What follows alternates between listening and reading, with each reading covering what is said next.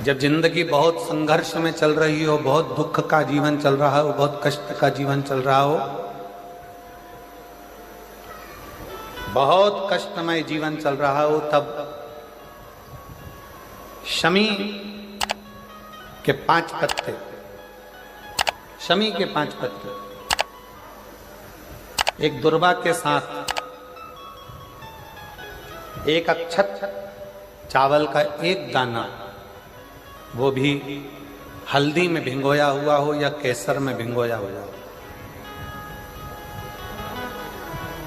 शमी पत्र 5, एक दुर्वा, एक चावल का दाना, जो दिल से हृदय से बेलपत्री के वृक्ष के नीचे पार्थिव लिंग का निर्माण कर कर मट्टी का शिवलिंग बनाकर प्रदोष काल में, मतलब शाम के समय पर शिवलिंग बनाकर उस पे जल चढ़ाकर, जो ये 5 शमी का पत्र, एक दुर्वा और एक चावल का दाना, अपनी कामना कर कर, जो दुख चल रहा है बाबा से विनय कर कर एक एक पत्ता जब समर्पित कर दे, फिर एक दुर्वा समर्पित कर दे, फिर एक चावल का दाना समर्पित कर दे और बाबा का वहीं पर पुनः विसर्जन कर दे, 3 महीना तो जाने दो, 15 दिन के अंदर वो दुख कटता जरूर है, चाहे कोई भी दुख, किसी भी तरह का दुख क्यों नहीं। एक बेलपत्र के वृक्ष की परिक्रमा करने वाले को हजारों अश्वमेध यज्ञ का फल प्राप्त हो जाता है, हजारों अश्वमेध यज्ञ का फल प्राप्त हो जाता है। उसी तरह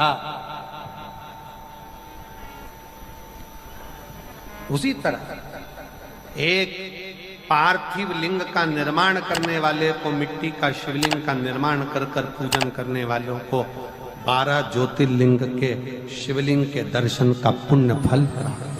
बहुत ध्यान लगाकर सुनिएगा। एक बेलपत्री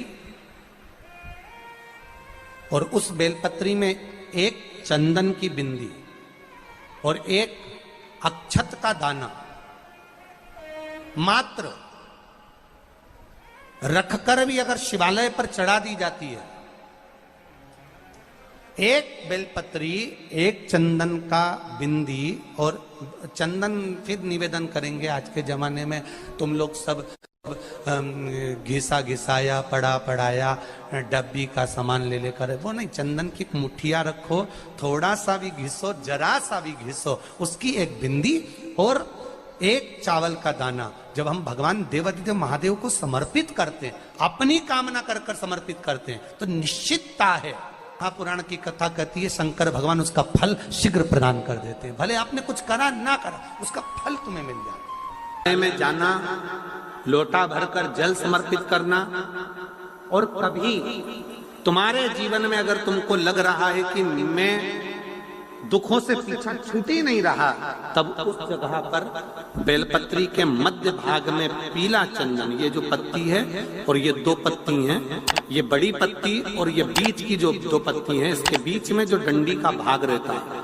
जो बीच में डंडी का जो भाग है, बड़ी पत्ती और ये 2 छोटी पत्ती के मध्य में जो डंडी का भाग है, उस डंडी के भाग में पीला चंदन और एक अक्षत पीला, शंकर भगवान को आप अगर प्रदोष काल में समर्पित कर रहे हैं, तो ये निश्चित है कि धीरे धीरे कर कर वो दुख समाप्त होगा, वो दुख कटेगा ही। अंतर्गत वर्णन किया गया शंकर भगवान की आराधना में, शिव की आराधना में, जब तुम्हें लगता है कि तुम्हारा व्यापार नहीं चल रहा, कोई तुम्हें धोखा दे रहा है, लक्ष्मी नहीं आ रही, बहुत चिंता में पड़े हुए हो, बहुत टेंशन में जिंदगी चल रही है, बहुत बीमारियां तुमको घेर ली है और चारों तरफ अंधेरा ही अंधेरा नजर आ रहा है, तुमने विचार करा अब मैं तो मर जाऊं तो अच्छा, मैं सुसाइड कर लूं तो अच्छा, मैं मर जाऊं तो अच्छा, तो मरने से पहले एक काम कर कर देखना, शंकर भगवान की आराधना कर कर देखना, शिव पर एक लोटा जल चढ़ा कर देखना, और ज्यादा चिंता, ज्यादा टेंशन हो तो बेलपत्री के जड़ को घिसकर उसका चंदन बनाकर शंकर को लेपन कर कर उसकी भी आराधना कर कर देखना कि बेल चंदन का फल क्या। बेलपत्र, एक बेल, ये कोई साधारण नहीं,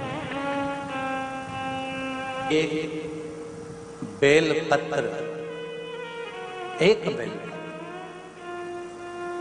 ये कोई साधारण नहीं, एक बेल। इसकी नीचे की डंडी से लेकर ये दो पत्तियां जहां लगी हैं और दो पत्ती से लेकर ये बीच की जो पत्ती है उसमें जो गैप है, उसमें जो जगह है, दिख रही है आपको?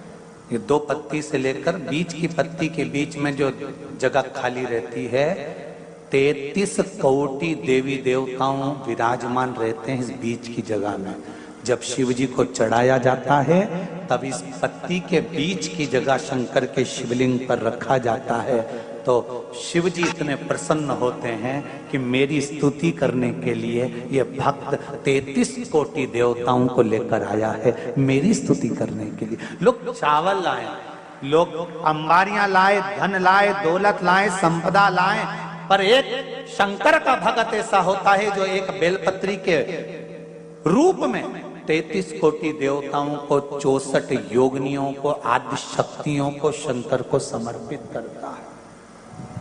कितना सुंदर संवाद है, कितना सुंदर बात कही कि भूल से भी किसी तीर्थ में नहीं गए, कहीं हमने गौदान नहीं करा, कहीं हम किसी तीर्थ में नहीं गए, हमने कहीं गौदान नहीं करा, हमने कहीं ब्राह्मण भोजन नहीं कराया, हम कहीं गंगा यमुना कावेरी सरस्वती नर्मदा छिपरा पुण्यवान नदी में हम स्नान नहीं कर पाए। शिव महापुराण की कथा कहती है भूलवश भी अगर पिपलेश्वर या बटकेश्वर किसी शिवालय पर भूल से भी अगर एक लोटा जल चढ़ जाता है तो देव अधिदेव महादेव सारे तीर्थों का फल अपने आप प्रदान कर देते हैं। भूल से भी चढ़,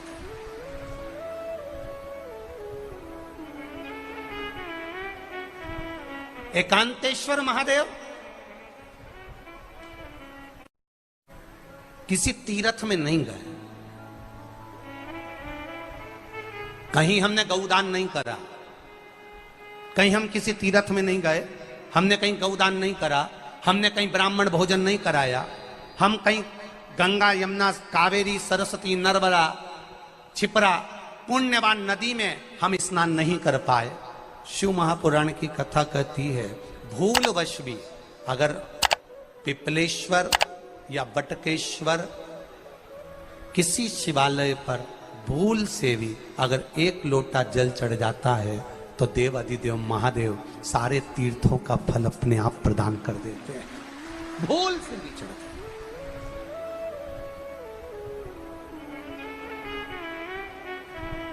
एकांतेश्वर महादेव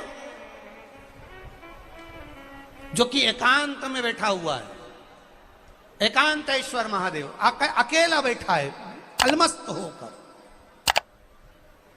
आप जा रहे हो गाड़ी लेकर, आप 4 व्हीलर गाड़ी में जा रहे हो, ट्रैक्टर में जा रहे हो, ट्राली में बैठकर जा रहे हो, क्रूजर में बैठकर जा रहे हो, 2 व्हीलर गाड़ी में बैठकर जा रहे हो, और एकांतेश्वर महादेव का मंदिर दिख गया कोई एकांत में, भले उसका नाम नहीं मालूम तुमको कि कौन सा महादेव, पर अकेला बैठा है जंगल में, वृक्ष की छांव में, एक ओटले पर, कोई दीवार नहीं, कोई जाली नहीं, कोई गेट नहीं, कुछ भी नहीं। ये शिव मंदिर में जाकर एक लोटा जल समर्पित करती थी, और शास्त्र कहता है कि शंकर के मंदिर में अगर एक लोटा जल कोई एक परिवार का व्यक्ति भी समर्पित कर रहा है तो समझ लेना कि वो अपनी 71 पीढ़ी को पार लगा रहा है। वो अकेला नहीं, 71 पीढ़ी को पार लगा रहा है। शिव महापुराण की कथा कहती है जब बच्चा गर्भ में आता है, माता के गर्भ में जब संतान आती है और माता के गर्भ में जब संतान रहती है, उस 9 महीने में स्त्री नारी अगर कहीं शंकर के मंदिर के सामने से निकल जाए, या शिवालय का जल स्त्री को मिला हो, या शंकर भगवान का कोई प्रसाद, या शंकर भगवान का कोई नाम जाप, या शंकर भगवान का कोई मंत्र जाप उस स्त्री के कानों में पहुंच जाए, तो जो गर्भ में बच्चा होता है वो बच्चा शंकर की कथा तक या शिवालय तक उसको बिना बोले ही वो अपने आप चला ही जाता है, पहुंच ही जाता है।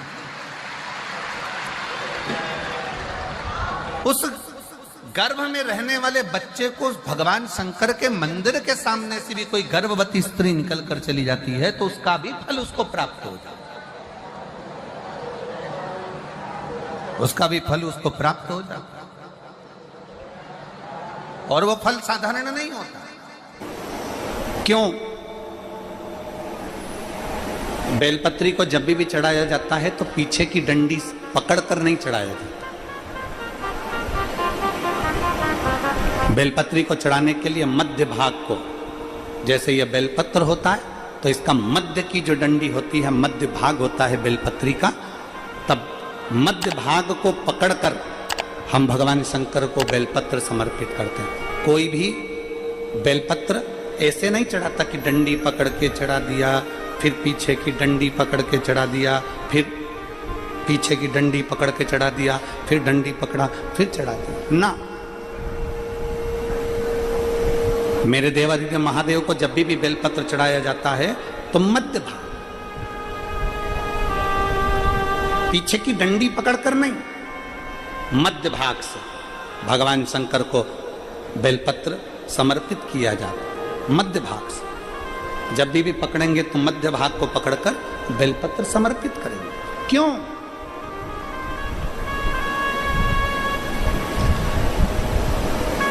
क्योंकि हमने भगवान शिव को मध्य भाग पकड़कर इसलिए समर्पित करा कि ये केवल बेलपत्र का मध्य भाग नहीं है मेरे शंभू, मेरे हृदय के मध्य भाग को मैं आपके चरणों में समर्पित कर रही हूं। मेरा दिल, मेरा हृदय, मेरा चित्त मैं आपको दे रही हूं। मध्य भाग एक विश्वास के साथ दे रही हूं। इतनी सुंदर बात नंदी ने कही है। नंदी ने ये बात जो कही वो वास्तव में बड़ी सुंदर है कि मान लो यदि कोई कार्य तुम्हारा हो नहीं रहा और पूरी दुनिया में तुमने कर कर देख लिया, बहुत प्रयास कर कर देख लिया, तो भी वो कार्य अगर तुम्हारा नहीं होता, तो फिर एक काम करो कि शिव की स्तुति करो, शंकर की स्तुति, शंकर का गुणगान, शंकर की भक्ति, शंकर का स्मरण।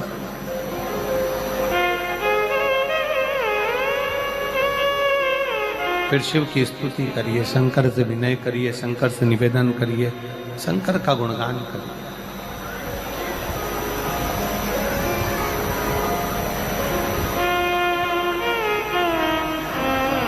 पर भगवान की भक्ति होती कब? जितने आस्था चैनल पर कथा सुन रहे हैं, जितने फेसबुक यूट्यूब पर कथा सुन रहे हैं, जितने पंडाल में बैठकर शिव भक्त कथा को रसपान कर रहे हैं, उनसे निवेदन करूंगा कि शंकर की भक्ति होती कब है, शंकर का स्मरण कब होता है, शंकर की भक्ति कब होती है, शंकर की कथा सुनने में मन कब लग सकता है? जब अपने भीतर की अभिमत्ता, अपने भीतर का अहम, अपने भीतर का अहंकार, अपने भीतर की आसक्ति, अपने भीतर का काम, अपने भीतर की तृष्णा जब दूर हो जाए तो समझो कि आप शिव में मन लगा बैठे। कितने सारे लोग बैठे हैं यहाँ पर कथा में, सब पंडालों के अंदर लोग शिव भक्त बैठे हुए हैं। कई लोग ऐसे भी होंगे जिनका आकर बैठ तो गए पर दिल नहीं लगता। दो जल व्यक्ति के जीवन को बदलते। कितने जल? जम के बोलो जरा। दो जल। एक देवादिदेव महादेव के लिए भरा गया एक लोटा जल और दूसरा है स्वयं के लिए भरा गया एक लोटा जल। यहाँ पर अगर बुजुर्ग मेरी माताएं बैठी होंगी, मेरी जीजियां बैठी हैं, मेरे जीजा बैठे हैं, बुजुर्ग जितनी माताएं बैठी हैं, वो पुराने समय का अगर लेख उठाकर देखेंगे तो पुराने समय के लोग भोजन करने बैठते थे ना, तो भोजन करने से पहले अपने पानी के लोटे को भरकर, अपना गिलास भरकर बैठते थे। किसी ने देखा है कि नहीं देखा? जम के बोलो जरा, देखा है आप लोगों ने? पुराने समय के लोग जब भोजन करने बैठते थे, पुराने समय के लोग जब भोजन करने बैठते थे तो अपना पानी का गिलास, अपना पानी का लोटा पहले भरकर आसन लग जाता था। बहू आसन लगा देती थी, बहू खाना बना देती थी, घर की पत्नी खाना बना देती थी, भोजन बना देती थी, घर के लोग भोजन दे देते थे। थाली कोई भी लगा कर ला कर दे, थाली कोई सजा कर ला कर दे, पर घर का जो व्यक्ति खाना खाने बैठता था, भोजन करने बैठता था, वो अपना पानी स्वयं भर कर बैठता था।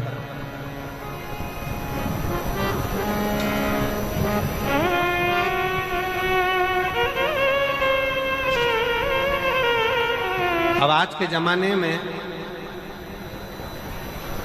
दुनिया के लोग कहते हैं मैं दुकान चला रहा हूं, दुनिया के लोग कहते हैं मैं घर चला रहा हूं, दुनिया के लोग कहते हैं मैं ये कर रहा हूं। तुम अपना खुद का पानी भरकर तो बैठ नहीं रहे और कह रहे हो कि घर चला रहा हूं। स्वयं का एक गिलास पानी व्यक्ति नहीं भर पा रहा। कितना सुंदर कहा है महाराज जी, बहुत सावधानी से सुनिएगा। दो जगह का जल व्यक्ति के जीवन को बदल देता है। एक शिव के लिए भरा गया जल और दूसरा स्वयं के लिए भरा गया जल। स्वयं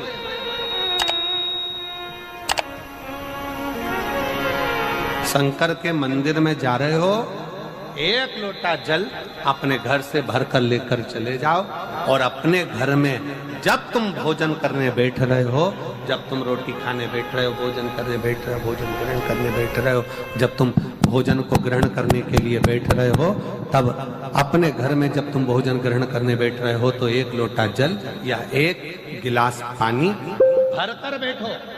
बहू अच्छी है, पानी भरेगी, मना नहीं है। बेटा अच्छा है, पानी भरेगा, मना नहीं है। पोता अच्छा है, पोती अच्छी है, नाती अच्छा है, पंती अच्छा है, घर में सब अच्छे। तुम्हारी पत्नी भी अच्छी है, तुम खाना खाओगे तो वो पानी ला कर दे देगी। तुम्हारी बहू भी अच्छी है, तुम भोजन करोगे तो वो पानी ला कर दे देगी। तुम्हारा परिवार का हर व्यक्ति अच्छा है, तुम्हारा कहना मानता है। तुम जिमने बैठोगे, भोजन करने बैठोगे तो वो पानी ला कर देगा। पर शिव पुराण की कथा कहती है, जो व्यक्ति भोजन करते समय अपना जल स्वयं भर कर बैठता है, उसकी जिंदगी में से 3 रोग समाप्त हो जाते हैं। कितने रोग समाप्त हो जाते हैं? 3। पहला, अपना जल स्वयं भरकर बैठने वाले के घुटने का कभी भी डॉक्टर उसके घुटने बदलने का बोलेगा ही नहीं, घुटना बदल ही नहीं सकता। स्वयं का जल भरकर बैठो। दूसरे नंबर पर, जिसकी रीढ़ की हड्डी में कमर से लेकर कंधे तक जिसकी हड्डी में दर्द होता हो, या जो सुबह सुबह सोकर उठता हो और उसके कंधे दुखते हो या पीठ दुखती हो। दूसरे नंबर का रीढ़ की हड्डी का दर्द। और तीसरे नंबर का, डॉक्टर को दवाई खा खा कर परेशान हो गए और आधा सिर का रोग, भुकुटी, ये भौएं दुखती हो, सिर दुखता हो, ये कान के पास का दर्द होता हो, तो अपना भोजन करते समय अपना पानी स्वयं भर कर बैठो। आपको ये 3 रोग से मुक्ति अपने आप मिलना प्रारंभ हो, अपने आप। अब किसी ने कहा, गुरुजी पत्नी पानी ला कर देती है, पति पानी ला कर देता है, बेटा पानी ला कर देता है, बहू पानी ला कर देती है, पोता पोती पानी ला कर देते हैं, नाती पंती पानी ला कर देते हैं, नौकर लगे घर में वो पानी ला कर देते हैं, सेवादार लगे घर में वो पानी ला कर देते हैं, तो हमको पानी लाना क्यों जरूरी है?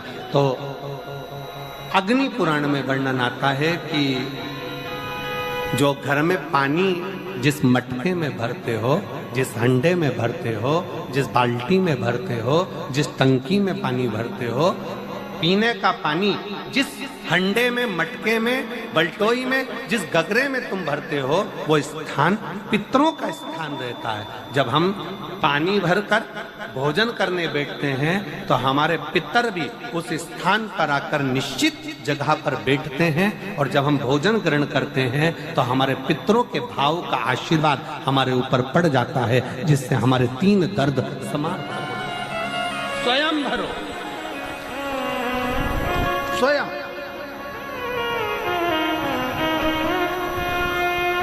अब आज का जमाना इतना विचित्र है कि नौकर चाकर, परिवार, घर इतना बड़ा हो गया। आज के जमाने में कोई सोफे पे से उठना पसंद नहीं करता, वहीं से हवाई लगा देते हैं। हर हर महादेव, श्री शिवाय नमस्तुभम। 9 नवंबर मृग 6 रविवार पंचमी तिथि है। 5 दीपक और 7 चावल के दाने पूजने गुरुजी द्वारा बताए गए हैं। आप अवश्य करें, इससे धन संपदा, रोग मुक्ति, कर्ज मुक्ति, व्यापार लक्ष्मी प्राप्त होगी। तो ये वीडियो अच्छी लगी है तो लाइक और शेयर करना बिल्कुल ना भूलें। हर हर महादेव।